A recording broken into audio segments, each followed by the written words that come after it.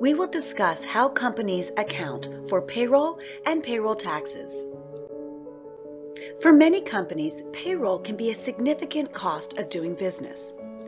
The total earnings of an employee is the gross pay. Gross earnings less all applicable payroll deductions is the net pay. If Susan works 40 hours this week, earning a wage of $10 per hour, will she receive a $400 check at the end of the week? Of course not.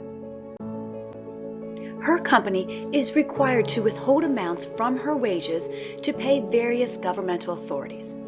Let's assume this company withholds amounts for FICA taxes as well as for federal and state income taxes.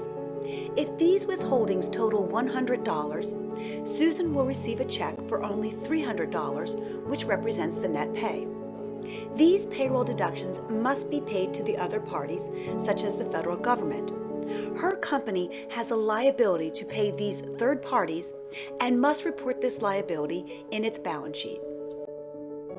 Let's assume this company reports $100,000 in salary and wages expense, which represents gross earnings. This will result in a debit to salary and wages expense. In addition, it reports liabilities for the salaries and wages payable, as well as liabilities to governmental agencies. In this example, the payroll deductions are $7,650 for FICA, which will result in a credit to FICA taxes payable. We also withheld $21,864 for federal income taxes, which will result in a credit to federal income taxes payable. And lastly, we withheld state income tax in the amount of $2,922, which results in a credit to state income taxes payable. The gross earnings less all payroll deductions is the net pay, which in this example is $67,564. This company must withhold these amounts and make the tax payments directly to the appropriate taxing authority. So it is essentially serving as a tax collector. Social Security taxes are often referred to as FICA taxes.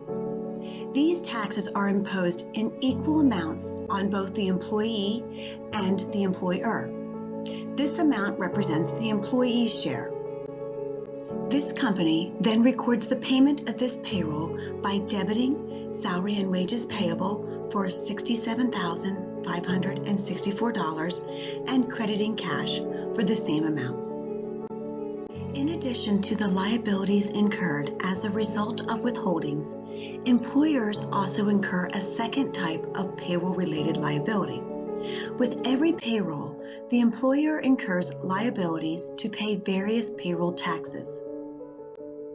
These payroll taxes include the employer's share of FICA, as well as state and federal unemployment taxes.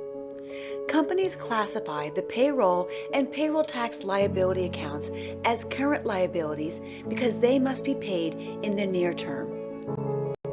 Based on this company's $100,000 payroll, it would record the following entry to record payroll taxes of $13,850 by debiting payroll tax expense. Payroll taxes include the employer's share of FICA. This is the same amount withheld from the employees. In this example, it's $7,650. It also includes both federal and state unemployment taxes.